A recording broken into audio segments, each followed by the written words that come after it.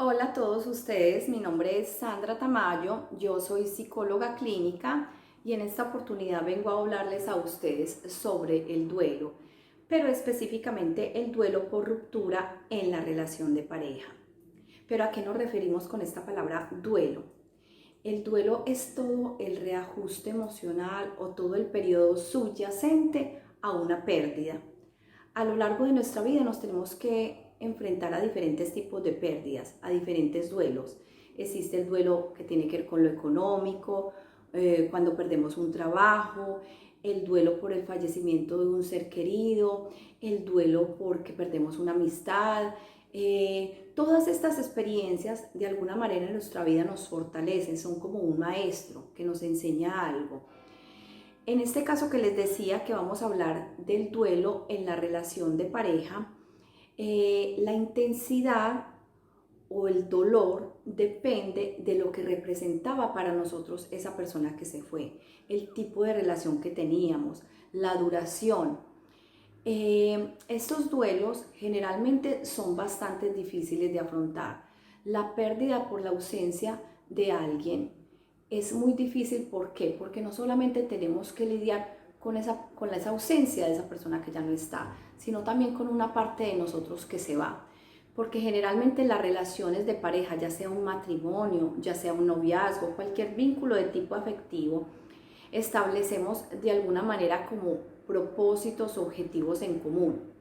Entonces, esa persona que se fue representa una pérdida para nosotros también porque teníamos de pronto metas con esa persona. Íbamos a casarnos o teníamos de pronto el objetivo de comprar algo en común, el objetivo de realizar un viaje, todo ese tipo de cosas. Lidiar con la pérdida de todos esos proyectos se hace más complicada la situación, digámoslo así. Las pérdidas en lo afectivo suelen ser una de las experiencias más desgarradoras para un ser humano. El tiempo no es lo que cura esto. El tiempo que hace nos da, digámoslo así, un espacio o una perspectiva para que nosotros tomemos como parte activa y podamos crear unas estrategias para afrontar esa ausencia del ser amado. Cuando digo parte activa me refiero a que podamos hacer ciertas cosas para que podamos superar, elaborar ese duelo y reintegrarnos de nuevo a nuestra vida normal. Porque a veces el duelo es tan difícil, tan doloroso, que nos impide trabajar, que nos impide llevar una vida social adecuada, una vida familiar. El duelo no viene acompañado solamente de lo que es un dolor de tipo psíquico o emocional, también incluso pueden venir síntomas de tipo físico, parecidos a los de un trastorno de ansiedad, un ataque de pánico.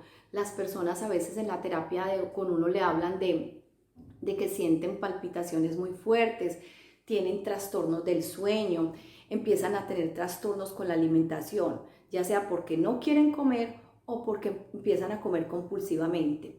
Entonces, todo ese tipo de cosas, todo ese esquema, digámoslo así, hace parte de todo ese periodo doloroso por el que tenemos que atravesar cuando perdemos a alguien. Cuando digo tenemos que atravesar, me refiero a que, aunque duela, eso es algo que se tiene que pasar, sí o sí. Ese duelo es el maestro y el que nos va a permitir salir de esa situación. Pero hay una cosa muy bonita y es que aunque el duelo sea una experiencia tan negativa y tan triste, la esperanza es que se supera, es que eso después de un periodo pasa. Nosotros no nos vamos a quedar ahí para siempre, a menos que decidamos o tengamos ciertos obstáculos que nos impidan realmente elaborar esa pérdida o elaborar ese duelo, que enseguida los vamos a ver también. Bueno, durante el duelo se pueden ver diferentes fases o etapas que no tienen que venir precisamente como en orden cronológico. La primera etapa de ellas es la negación.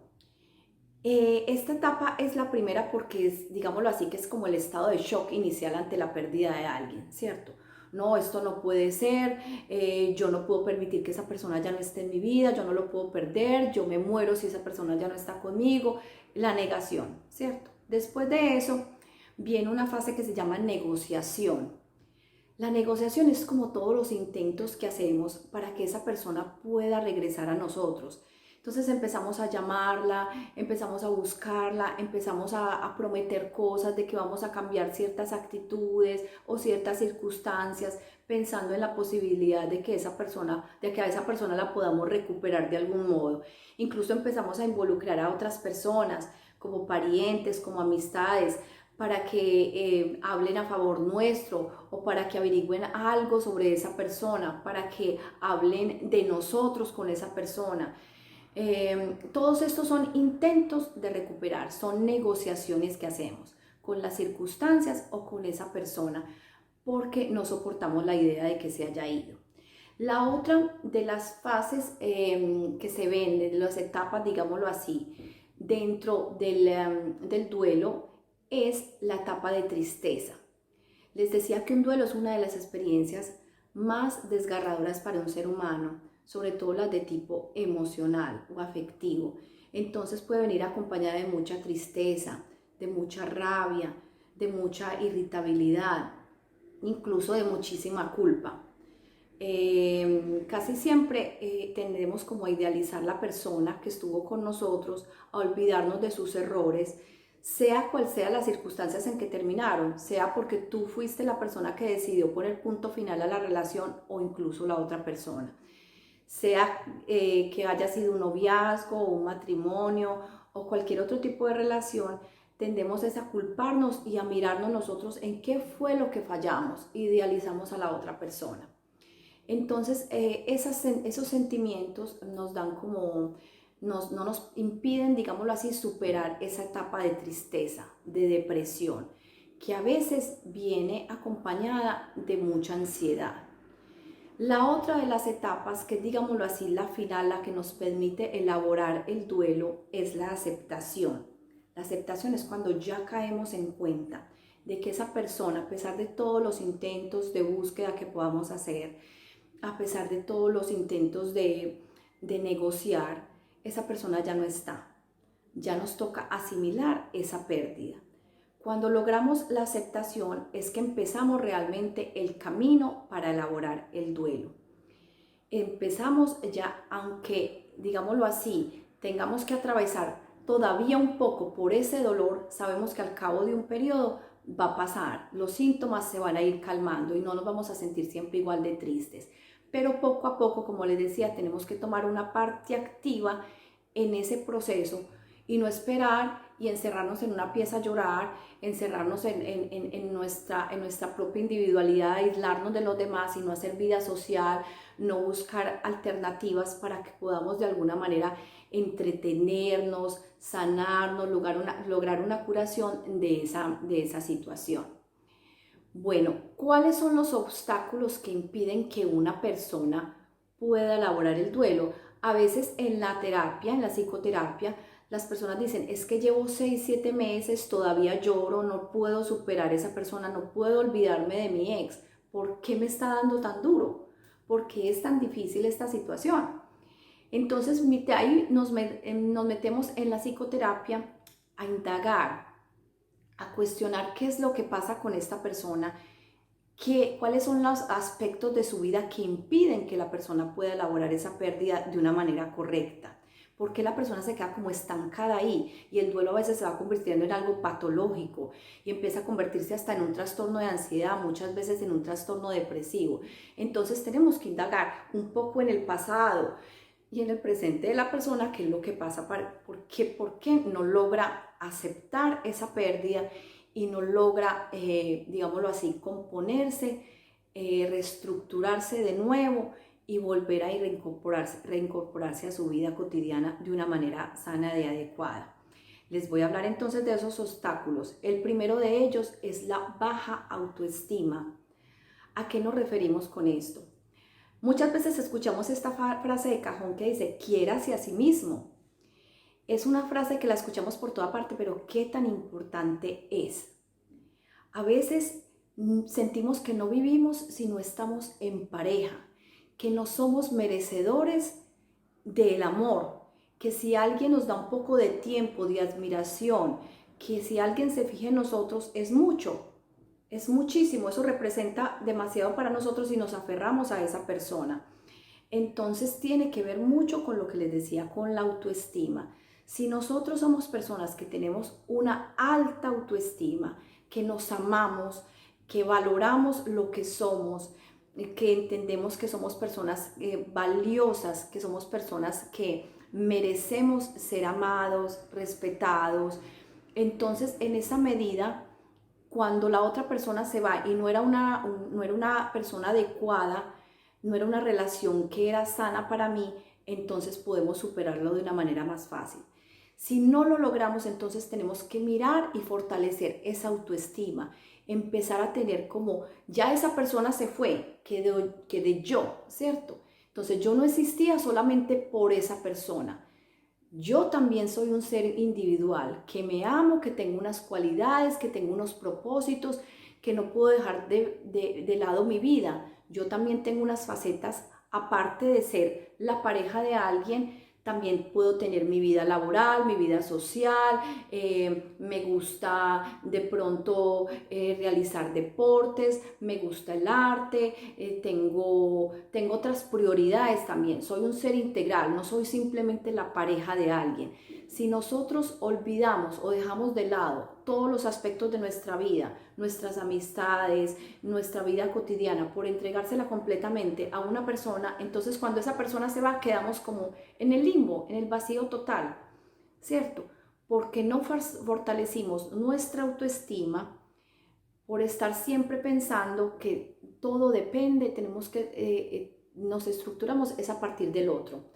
A nosotros se nos creció con esta idealización de que el amor tiene que ser eterno, crecimos escuchando las canciones de que sin tu amor no soy nada, si te vas me muero, todo este tipo de cosas se nos van metiendo en el inconsciente y nos estructuran como personas con baja autoestima, como les decía. Yo no existo sino es a partir del otro, de la aceptación de los demás y sobre todo de mi pareja.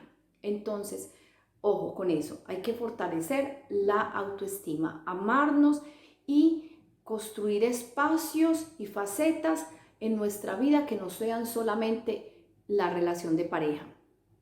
El otro de los obstáculos que es muy importante, el segundo, se refiere a la dependencia emocional o el apego. Ojo con esto, muchas personas no logran superar una ruptura porque son personas dependientes emocionalmente. Sienten que sin otra persona no pueden vivir. Cuando esto es así, la persona no solamente establece apego con esa relación de pareja, sino que a veces hasta con los padres. Se apega tanto que no soporta la idea de que la pareja establece la relación con miedo, porque no soporta la idea de que la pareja algún día se le pueda ir. Entonces son personas mucho más celosas, mucho más obsesivas. Esa dependencia y ese apego no nos impide elaborar el duelo cuando la persona se va. Ojo. Lo otro que tiene que ver, el otro obstáculo que es importante o que tiene que ver con, que impide la elaboración del duelo, tiene que ver con la aceptación. Cuando nosotros nos quedamos ahí estancados y no aceptamos, entonces es difícil que podamos encaminarnos a esa elaboración del duelo. La aceptación es lo más importante. Esa persona se fue, sigo existiendo yo, tengo que aceptar, tengo que asimilar esto. Generalmente esto cuesta mucho a las personas y tienden a quedarse ahí estancadas tratando de mirar incluso en las redes sociales, si está en línea en el WhatsApp, de mirar el Facebook con quién están dando, qué es lo que está haciendo. Se quedan ahí en eso porque no aceptan. Si no se cierra la puerta completamente, si se deja siempre como la puertecita entreabierta por si esa persona llega, si siempre está la esperanza, entonces no estamos encaminándonos a esa elaboración del duelo.